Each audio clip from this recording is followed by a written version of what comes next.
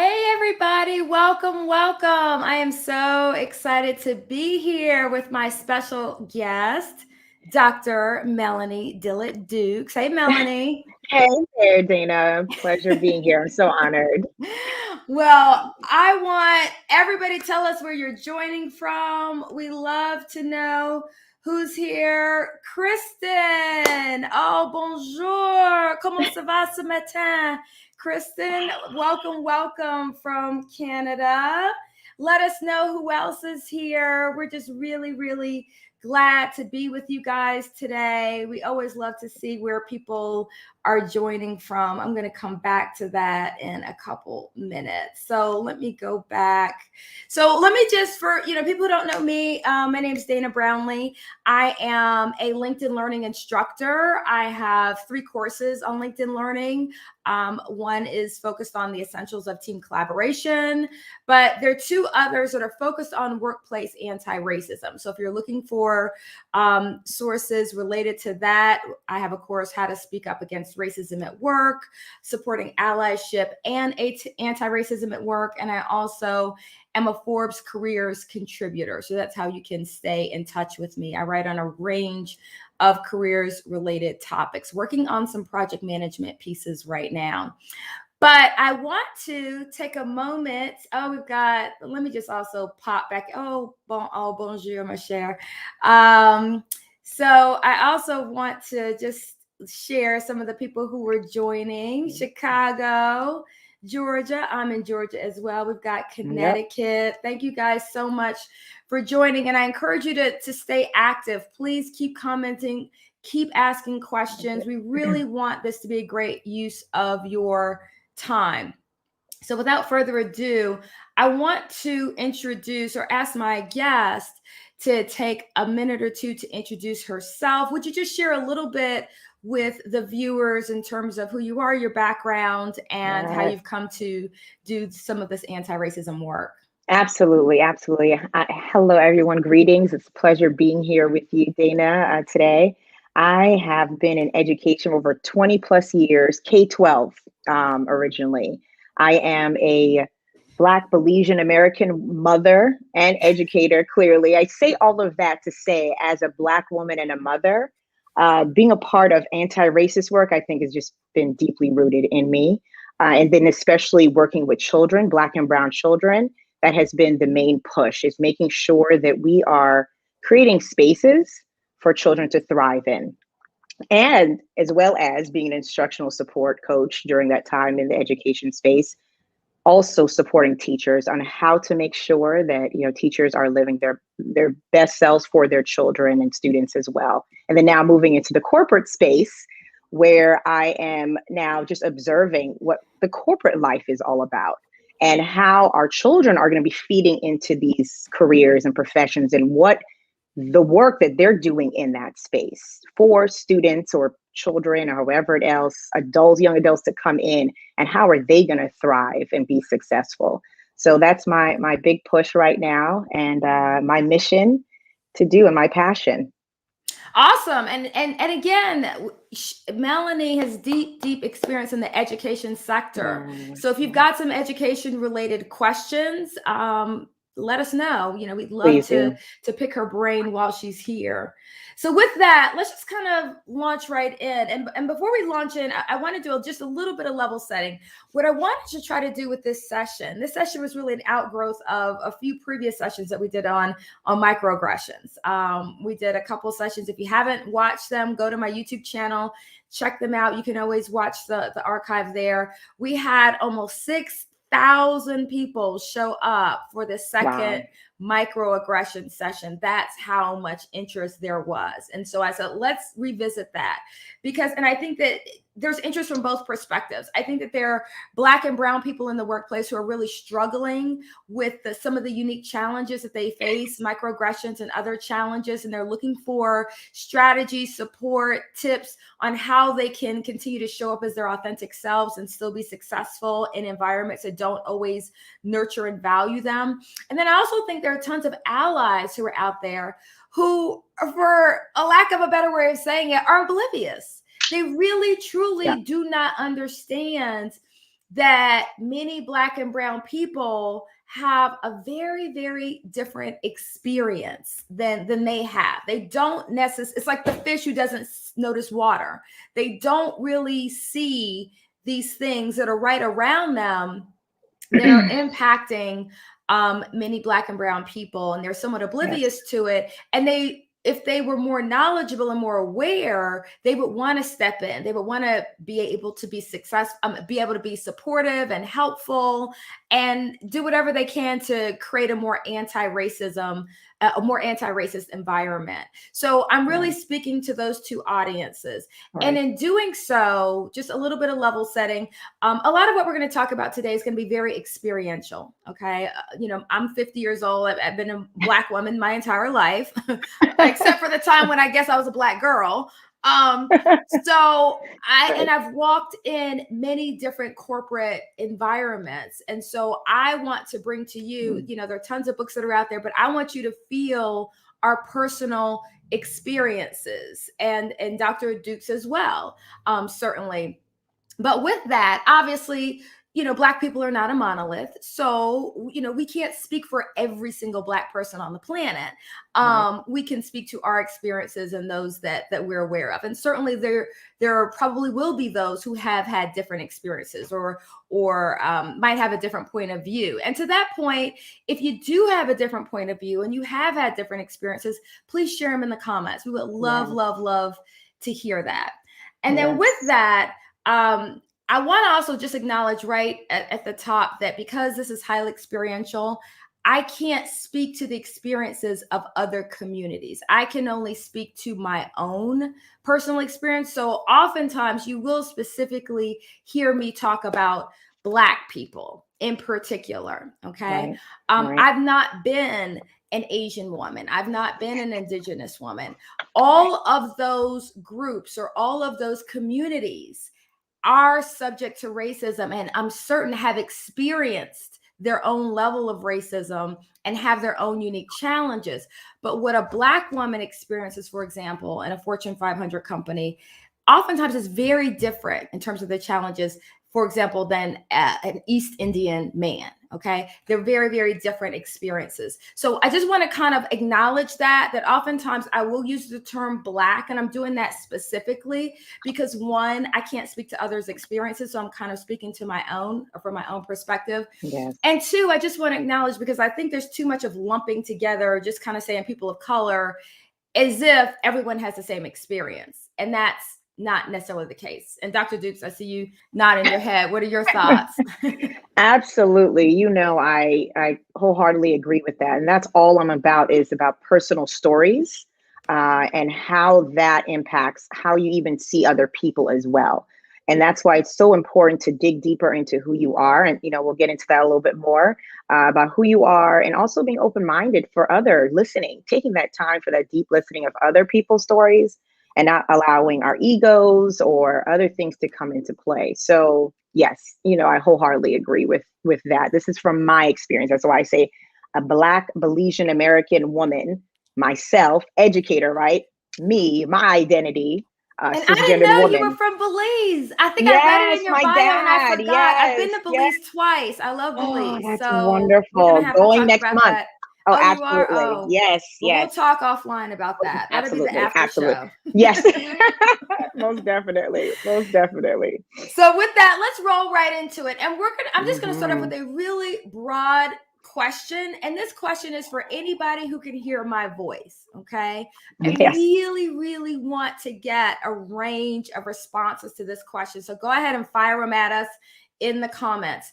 What are some of the unique challenges that Black and brown professionals face that might not be noticeable to others? Okay. And we're talking primarily in a workplace setting, but what are some of those unique challenges? So Melanie, we'll start with you, and then I'll kind of share some thoughts, and I'll pop up some comments while you're talking as well.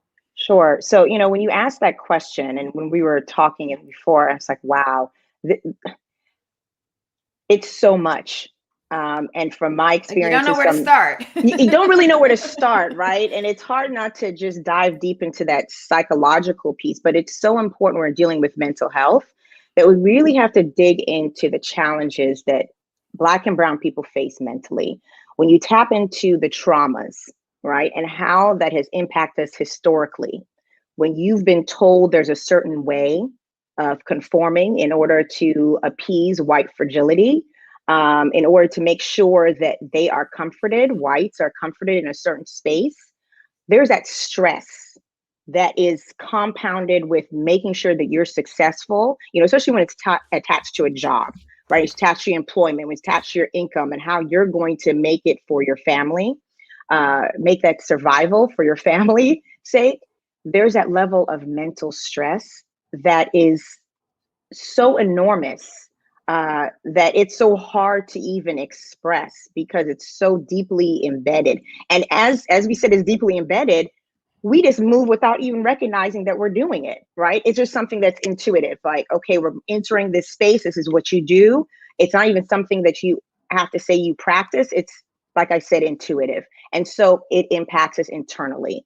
Stress, anxiety, high blood pressure, heart issues, all those things, as we know, are attached to preconditions, right, that we're facing now, and has been definitely highlighted over the pandemic as we see the higher death rates within Black and Brown communities.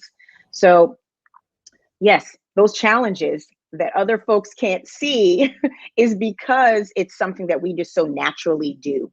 And it's definitely something that we can't even explain sometimes. I'm so glad that you started with the psychology of it, because, and I'm not, we're not psychologists, but I'm not, but no. It's so deep. And I left one of these comments. We're getting such great comments in here, but I left one of these up because one of the microaggressions we wanted to talk about was this tone policing.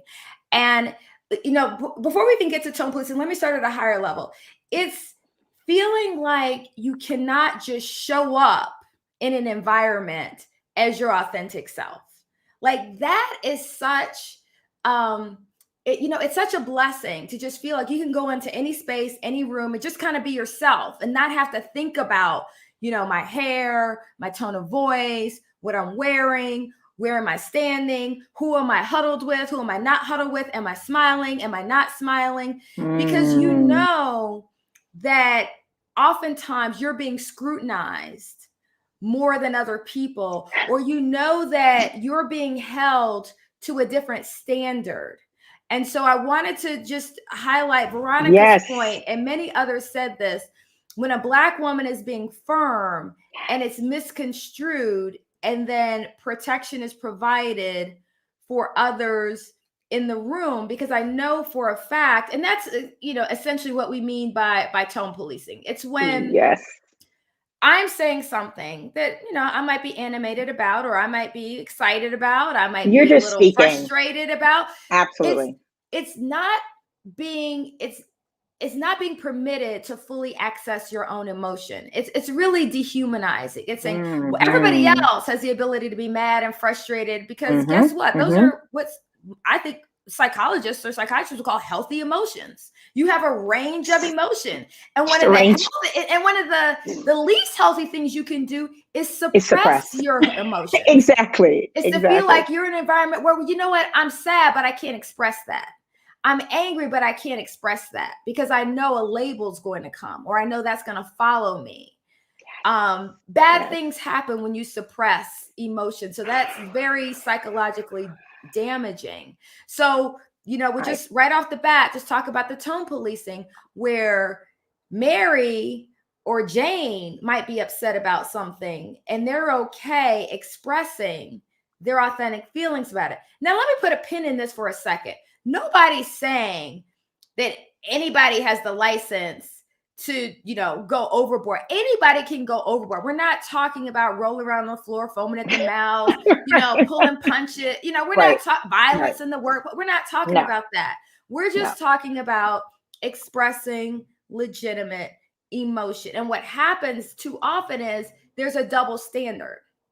So when I say something because I'm animated about it, I'm excited, I'm passionate, or maybe I'm frustrated, or maybe I am sad or anger. Again, all legitimate emotions. When I say it with seriousness and an appropriate level of seriousness, somehow I'm labeled as, erratic or, too loud Yes. or, Yes. angry.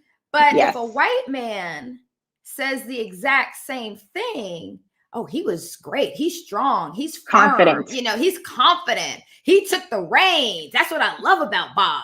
Right.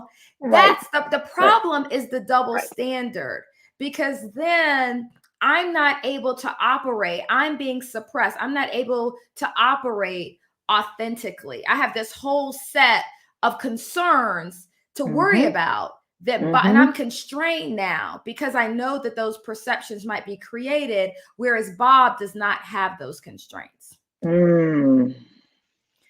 Dana, you said a whole word of exactly what we're talking about here. And when you talk about policing someone's tone or code switching, code switching is something that, again, we've done for survival. It's something where we've had to feel like if we don't switch off, if we don't turn off our ethnic selves, our Black selves, then it will cause some kind of uncomfortability in that space. And then uncomfortability leads to other ramifications, right? And so that, as I said before, adds on a layer of stress that should not ever be allowed. And how beautifully you talked about emotions, right? So many of us have those deep emotions, but as Black and brown people, we've had to suppress a lot of those emotions. And like you said, how unhealthy is that?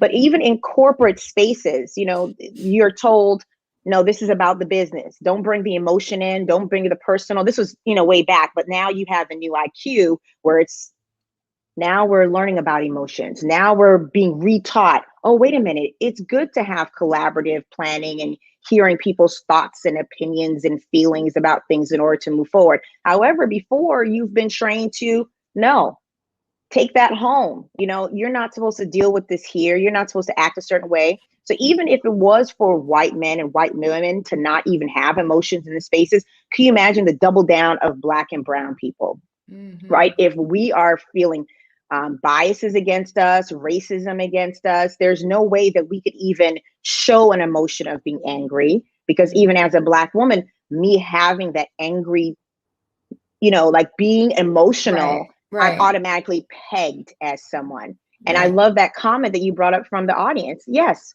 we are all the time pegged. But even when we go back to this code switching, right, Dana, when we think about code switching, sometimes it's for our own protection of, we want to make sure they understand that we are educated, whatever that means when you're talking about educated. I mean, I come from Spelman and Columbia, however, but I'm like, yeah, that's the white education, right? That's what's acceptable education. But a lot of our Black and brown folks who don't even have that educated, they are educated, but because there's a normalcy of what it means to be educated. So when we're code switching into that normal sense of what's educated, we're protecting ourselves. But then also we're protecting our culture, because we recognize that sometimes when we pull in and bring in our culture into spaces, white folks know how to monetize that. They demonize it first, right?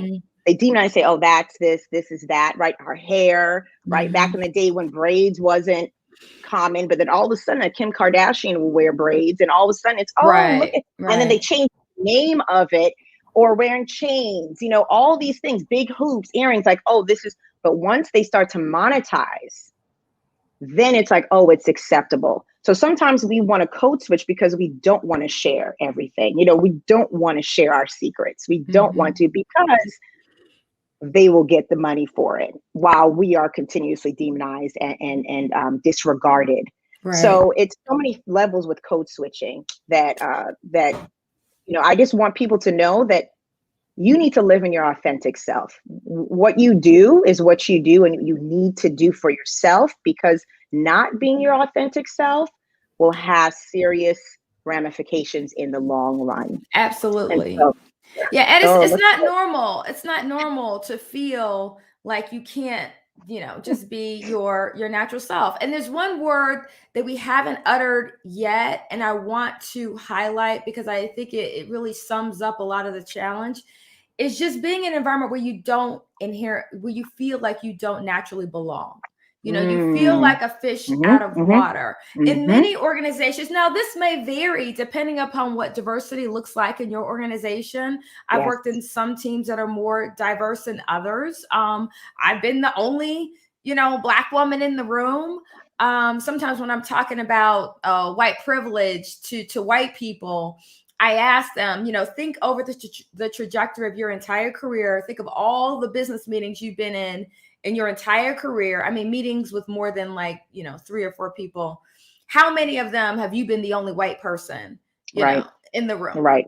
For many people, the answer is 0 or it rounds to 0. Okay. But for many Black people, particularly Black women, for us, that's a very common experience. Right. And so what happens is, one, you kind of stand out. You don't really feel like you belong. And you're walking into an environment. Somebody put this comment up earlier, was brilliant, where the standards have been set by white people for white people. So they're white supremacist standards in many cases. There we go. One situation, which is obvious, is like hair. I remember leaving Georgia Tech, leaving Spelman, and they were kind of prepping us in the Career Management Center. And braids were not it's a faux pas. Professional. Oh no. I remember them saying long nails weren't professional. Braids weren't professional. Right. But it's like we didn't really stop to say, well, who's deciding assimilation, what's professional? Right. And why is it unprofessional for me to wear my hair the way it naturally grows out of my head? Naturally. Wouldn't it seem wrong to have to do something to my hair to chemically change my hair? Sure, to suit your comfort zone of what it's supposed to. But there's Dana, go ahead. There's so many layers to even that. Why I feel like for many white people, they just kind of go through the workplace and they just don't notice. And I don't mean that in a pejorative sense to put them down. I think that if you're in an environment that has been structured around you, your background, your culture, it feels normal to you. But when other people who are outside of that culture kind of step into that, they have this huge sense of not belonging. I mean, I literally remember on Monday morning, we would, have our Monday morning meetings. And I was like one of the few Black people, particularly in management. There were a lot of Black people in non-management, but there weren't many Black people in management. And I felt uncomfortable just with the banter. They would talk about on Monday morning. They all went to Helen over the weekend. And I'm like, what's Helen? What are y'all talking about? They all went camping. Their cabins. They went kayaking. I'm like, I don't camp and kayak. Where, and just that simple banter. There was nothing about that was overtly racist. I'm not saying that. Oh no. But I'm saying it's a human experience. It's a human feeling of not belonging. I literally remember, leaving those meetings feeling somewhat dejected because they had a whole conversation that I couldn't even really participate in. Not only did I not do it over the weekend, I had never done it. I didn't know what they were talking about. It was very clear to me that they lived a whole different lifestyle than I lived. And that's actually one of the reasons why this book, I love this book. Why are all the Black kids sitting together in the cafeteria? And we could, by Dr. Beverly Daniel Tatum. Yes. And we could extrapolate this for those people who are working in corporate environments, that oftentimes when you go into the break room or you go into the cafeteria, or maybe you're at a conference, but you notice the Black people are kind of congregating together. Why is it's not because they hate white people. I promise you that. I've been in that group. I have been, from the time I was an intern until now I'm 50. Almost every corporate environment I've been in, the Black people will tend to kind of find each other, to socialize together. Yes, absolutely. And I think ultimately it's because you want that sense of belonging and you don't want to feel like you have to code switch. Exactly. But Dana, we never think about, why are all the white people standing together? Yeah, that's true. Because guess what? They don't have to try to get together because they're automatically together. We are automatically just pegged, like, what are they doing? What are they talking about? Why are you in this space? And that's why you have so many of these people coming. They're so curious about what we're doing. And I always wonder, like, why are you so curious as to why we want to sit together? We're not that curious about why you're always together and sitting together and being friends together. Like, we're human beings. We're not trying to conspire against you. We just want to be people and be humans and do what we need to do. So, that's one of the things in her book, like, no, the comfort. I remember back in education, what they used to do when they set up classrooms, they would sprinkle the Black folks around, like one Black, white people here, or even vice versa, put a white person here, like to sprinkle it around. However, that's not even healthy for any person.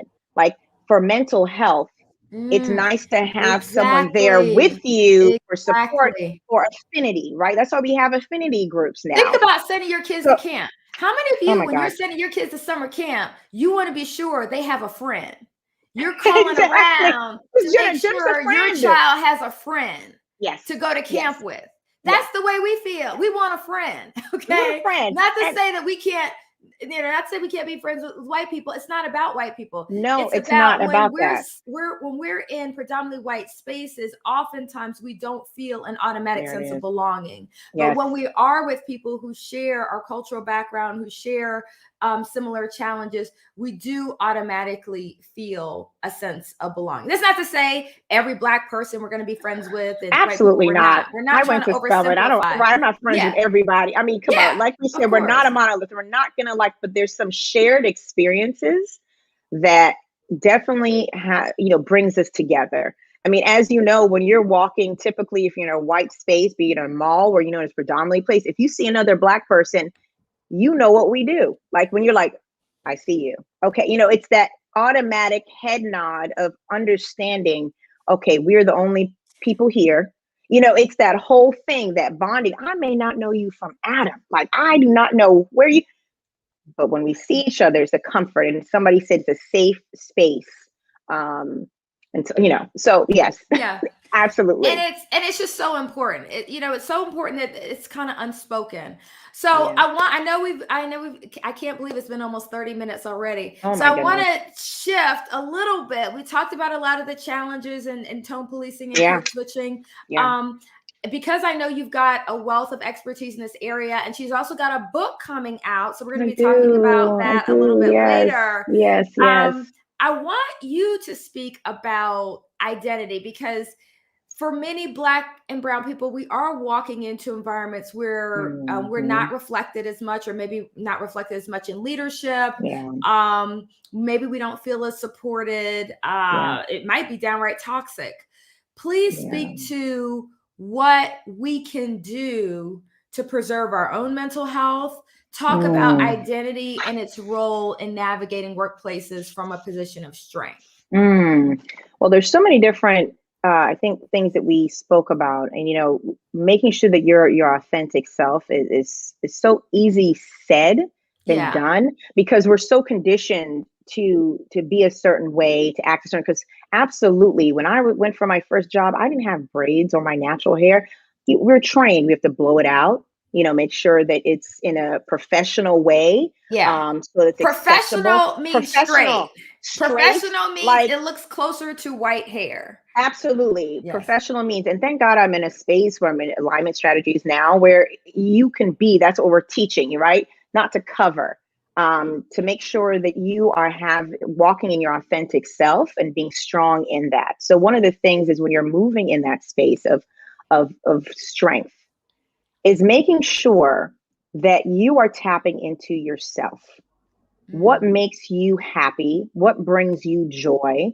And start listing out some of those strong pieces. Like, what provides you the greatest strength in your life, so that when you move into your personal or professional areas, which we're talking about professional, that you could use those pieces or those elements and really push that, right? Making sure that those elements are really pushed.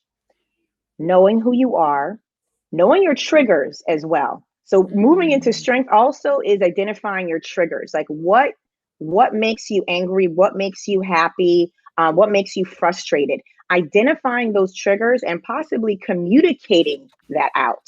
And even communicating, if you don't have a village of people to hold you accountable or share that out, writing it down, journaling it, right? I even have a point of where I was writing down certain things that triggered me, like almost like a mood chart or a happy chart. Like, okay, this made me happy. Well, what happened that made you happy? This made me angry. Like putting out all these things in place. I love this. What makes you confident? Yes. What makes you feel good about yourself, and making sure you're doing that.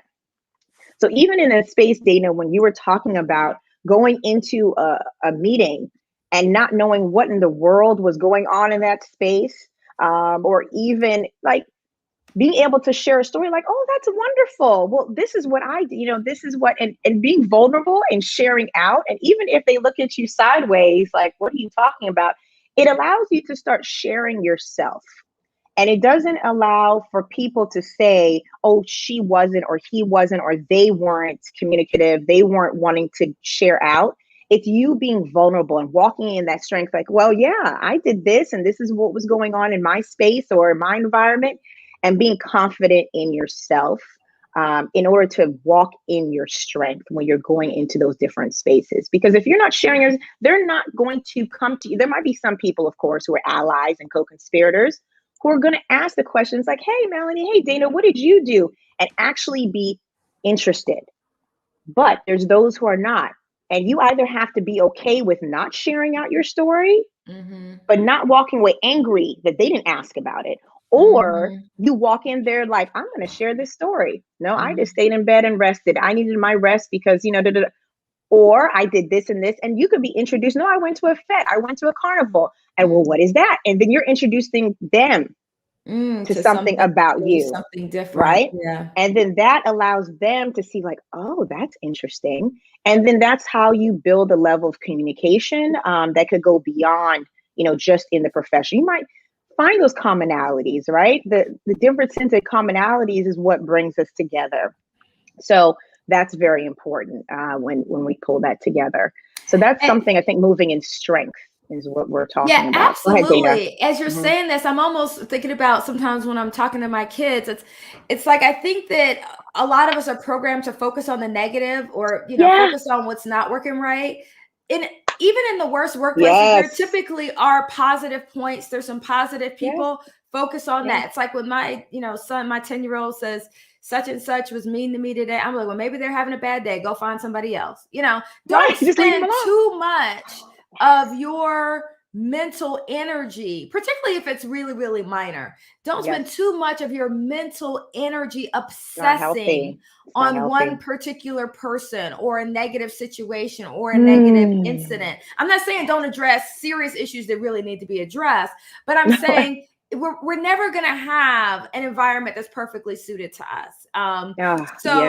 Part of, for me, what's been so helpful is to learn quickly. Now, I've seen some Black people in particular really make mistakes in their career because instead of just seeing what was right in front of them, there was this woman who they were not supporting her for promotion. I could see. Anybody could see they weren't supporting her promotion, but they kept telling her, well, you need to do this, you need to do that, you need to do games. And she kept like doing classes and going back to school and doing all this stuff. And it was like, look, move on. Like there are other opportunities. So I do think it's so important to, it's like, what is the saying? Ignore what they say and watch what they do. There is support out there, but that's where you want to put your attention and your energy. Look, that's all the things, and then when people, going back to even the policing your tone, right? Policing your tone or not giving people opportunities, all those things, because you're pegged, right? You're pegged in a certain way. And that I pray for, your friend, the woman who is going through all that. But sometimes you're stuck. Sometimes you feel comfortable in a space and you want to believe that people see you and are valuing you. So you're staying and then doing all the things. And then, of course, you get disappointed. But it's so important. I think everybody knows me. I have I'm a West Indian. I have like 5-6 jobs. I'm always like doing different things, like always, just because that's a part of finding my happiness too, my joy. is finding these little niches. I do curriculum writing, facilitation of work, like just a lot of different things, but that's what brings me joy. And it's the anti-racist work. It's the coaching with people, getting to know people. I live for that. So making sure that people move in that strength and not get stuck in the same place, and hoping that they see the positive and those emotions, right? Tapping in. One of the things also when I get into the book is having contemplative practices in place, which means having your journaling, going walking, going exercising, have reflection, having a village of people around you, to make sure that you're being held accountable. Like I have folks on speak, like I need help. Right. But it's not only the accountability. It's like, yeah, accountability for sure. It's like telling you, Melanie, you're wrong. Right, You can't. yeah. The That's not. honest No, you didn't. feedback. The Right, honest yeah. It's too feedback, much. even though you want to vent, you But need to it's the have the honest venting, it's feedback. getting it out too. Exactly. If I didn't I wouldn't have kept my sanity if I didn't have good friends that I could call up in the middle of the workday, say, girl, meet me at Starbucks in 5 minutes. Okay. Right now. It's the combination of literally getting out of the environment, feeling that sunshine, getting, a chance to kind of, come down off the ledge, being honest, having somebody you can honestly talk to. That is so, so important. So important. To absolutely have that. And then one other thing I want to say, because you mentioned the word triggered, is avoiding the temptation to respond when you are triggered. Okay. Just like I think my brother used to say, nothing good happens after midnight or whatever. It's like, okay, when you feel like it you doesn't want to end take well out your earrings, when you like, wait respond. a minute. Yeah, when you respond in the midst of a trigger. It's like you gotta have something to say, oh, you know what? I'm gonna need to walk around the block, or you know what? I need to come back to that. I need to, I have some thoughts. But let's come back to that tomorrow. It's like they used to say, never discipline or like count to 10 before you discipline your child, or man, I wish I had that. Grocery shopping while you're hungry. It's not that emotion is bad, and I feel so strongly about this.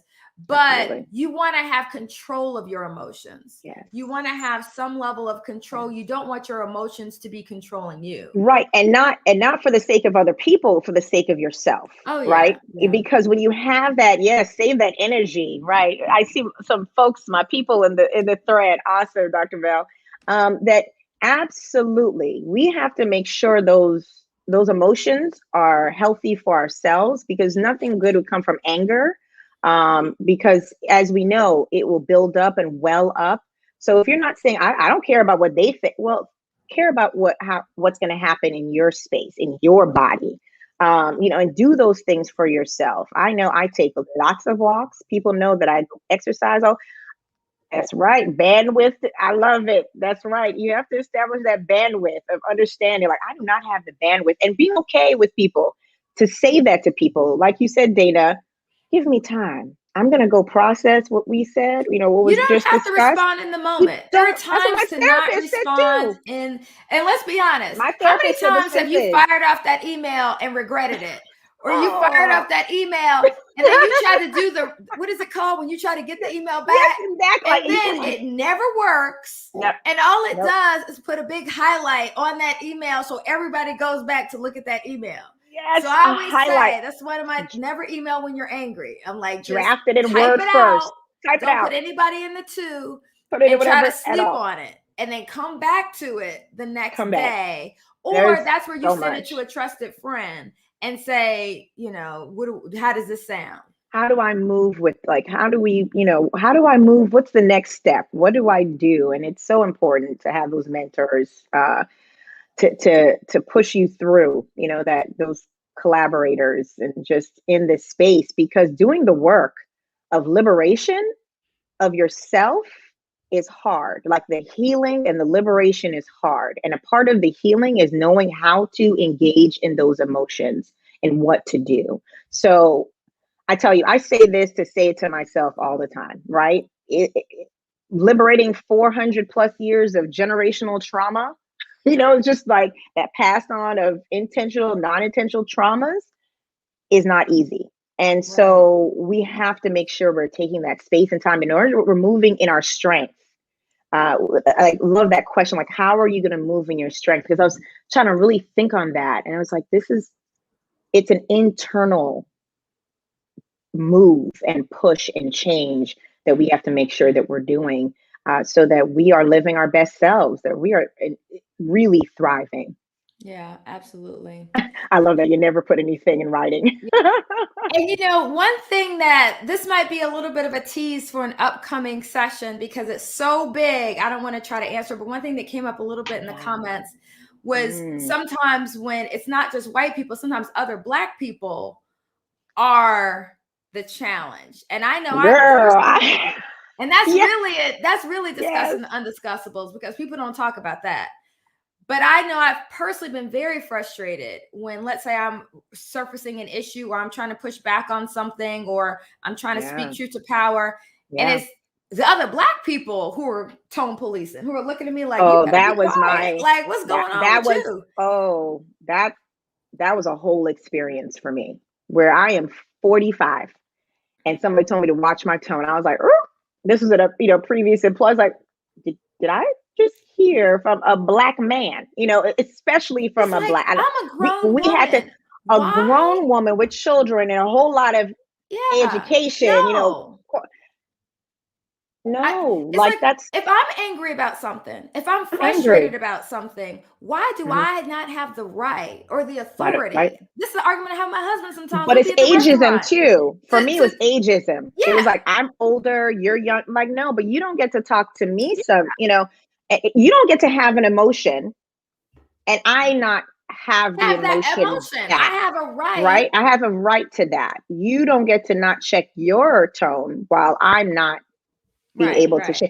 So interesting in that space. So it's not all, So this is something that even can come up with other Black people. But I will say that I think is multi-layered. I think that Black people there's a whole lot. I think Black people, I mean, I'm just going to be honest, are afraid of upsetting white people.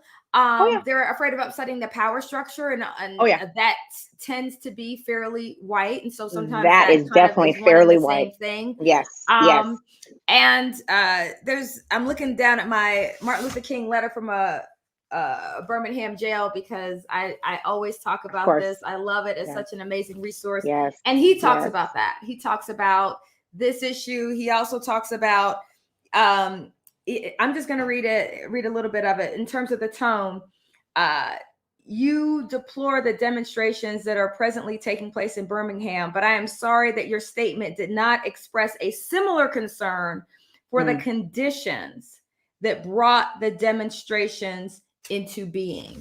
And that's the problem. So it's like, why is it when I push back on something now, instead of talking about the issue, we're going to focus on my tone, on the strategy or the tone that was used to get. So it's so amazing. Last year on the racial awakening, even though our Black folks have been through it so long, in the protests, how certain generations of people were like, well, this could have been done a certain way. I bet, really? Do you think so? I think generations are tired of being massacred and killed. So clearly, what happened in the civil rights movement was what was needed during that time. However, a new wave, a new movement needed to happen. And so that was the new movement and the new wave. And so we have to stop policing how we interact, how we make changes, because what was done before is awesome, like great. However, in the civil rights movement, Black women had to take a step back and away, right? LGBTQ people had to take a step and back and away because we didn't want to have a certain image of Black people, right? So that era was awesome to give us the Civil Rights Act, and all of those things. However, now, no, I'm going to move in how I feel in my sexuality, however I identify, and what gender, Black, whatever race, ethnicity, I want to move in my authentic self. And that's last year, how people are like, we're not caring anymore. We're done. We're done conforming. And that's actually a whole nother topic. That's a whole nother. and no, but not to minimize, but because even with that, I could say, the civil rights struggle, but they were struggling for rights that technically we got with the 14th Amendment in the late 1800s. So why did we have to spend the next 100 years fighting for rights that we, really had already gotten? And that's Because why we a have law not, enforcement yes. model really doesn't work when you have no respect for the law. But Oh my that's a gosh. whole We nother need, topic. right. Yeah. We have a whole nother time to even talk about, yes, that's, Yeah. I tell you, But those pieces. I know, but before we leave, I just want to thank you Yeah. so much. And actually, I was looking Oh, here. I thought I had the ability to attach an attachment, but oh, I okay. don't see it on the comments. So what I want to do Yeah. is please share with people how Oh, we can reach sure. you, share a little bit about Yes. your book. She has this amazing attachment that, you know what, I'll see if there's a way I can include it when this post to LinkedIn. But otherwise, please give them some contact information so they can reach out to you directly as well. Sure. So I can easily be reached www.beyondfreellc.com, my website, and I can drop my email as well. But you could reach me in that space. But I'm excited about a book. It's called My Freedom Journey that Mind Matters Publishing is putting out next December, early December. And I do have a pre-sale on there, but it's a basic journey, a journal, excuse me, just mapping out your freedom journey, your liberation process. It's 4 paths that I've used continuously, even throughout in my teaching, analyzing certain spaces. There's just these paths of understanding who you are, connecting beyond yourself, connecting to other people, also going deeper into who you are, self reflection. Also, though, connecting to others. Like, how do we make sure that how we're communicating? And I'm not ever saying change how you communicate, but start to analyze how you communicate to get across what you need. Because what is your end game, right? How are we making sure that we're knowing the people that we're talking to? So it's a journal. It has activities in there. Also has meditations in there, written by Rosalind Duff from Mental Rap, including Oh, that okay. because yes, having meditations is so important. Having a time and space for yourself. Like right now, I just burn some sage, have candles. Like just getting into that space is so Right. important. And when you're doing the work of liberation, oh, it's hard. It's hard. And that healing process is hard. So in that book is the 4 paths. It has my stories in there and encouraging you also to dig deeper into your own stories, understanding what some of your triggers were, some of your traumas were. Because if you don't start to identify those, when you go into personal or professional relationships, um, you could start identifying like, okay, that's not a healthy space for me. That wasn't a healthy decision for me, or how people treat you. You start to identify, okay, that's not how I want to be treated, because possibly traumatic experiences from the past has allowed you to move in a sense of trauma. So you don't know how to figure out if that's healthy or not. But once you start digging into yourself and other people and hearing stories, you're going to start tapping in. And this is for my white folks, my black, anyone who how they identify. It's important for you to dig deeper into who you are, so we can just connect better. Differences, commonalities allows us to have that, what we talk, Dr. Crenshaw, right? Intersectionality. If we Yeah. cannot show our differences and our commonalities, then we cannot attack the system that is designed to break us down. So we need to see those things in those spaces, and begin that push. And I encourage my co-conspirators, our allies, to start digging deeper into breaking down what we've been taught. My children do that for me. My daughter breaks me down. I'm like, Mom, really? Is that what? Oh yeah, And okay. sometimes And we kind of need that, we that do. to remember, hey, this is We life. do. You've got to seize it. Like we just lost Colin Ah, Powell yesterday. I mean, yes. how many people didn't know that they wouldn't be here to see today? I mean, think about This is why all the we, people. yes, Is it Dana, 700,000 that we've lost with Dana, COVID? Dana.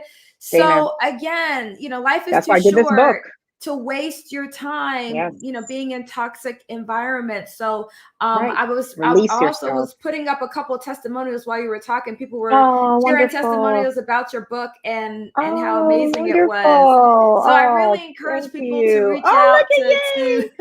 Thank you, my publishing company coming through. Thank you. Yes, to Ah, I pre-order love it, it. I'm sure. And with Thank you so much. the shipping problems that we're having, go ahead and Right. order it now. I'm sure it would make a wonderful, Please. wonderful gift. Oh, And thank you, please reach out Dana. to Melanie because she does have Yes. a one-page PDF. I'm going to post it as well. I'll find some way to post it. But I just want to thank everybody. Sorry we couldn't get to more questions. I apologize. I've been trying my best to get these down to 45 minutes because I Hey, know it how busy happens. everybody is. But join us. Just go ahead and mark it on your calendar every first and third Tuesday at 12 o'clock noon. We do Real Talk About Race. We talk about a range of topics, and I'm starting to bring on some really amazing authors and speakers. So thank you guys so much. And thank you, Dr. Dukes. Thank you. Oh my gosh, this has been such a pleasure being in with you. I was been looking forward to this, and you're such a kind, not just because you're my Spelman I too, but you are a sweet, warm person. I'm just so honored to be in this space with you. I appreciate you. Well, thank you so much. And this is Dr. Duke's Oh, thank website. you. So please reach out to her there. And I will see you guys next time. Bye bye. Bye, everyone. Thank you.